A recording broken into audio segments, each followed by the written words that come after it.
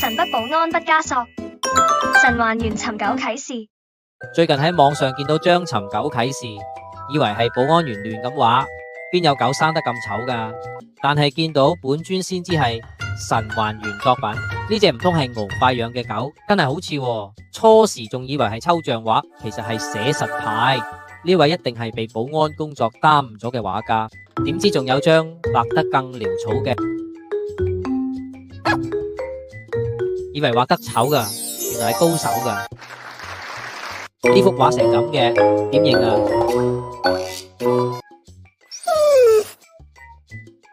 哇，簡直係神級作品啊！睇下呢張，邊有狗對耳大得咁誇張嘅？呢位大哥應該係保安室嘅畢加索。仲有一張好搞笑嘅，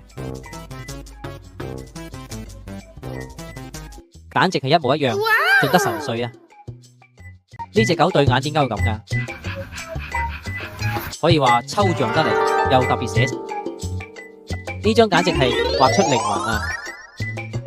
最後呢張係咪亂咁畫噶？狗嚟噶？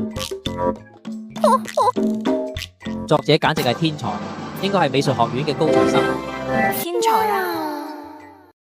鍾意我哋嘅頻道，請按 like 同 subscribe，多謝。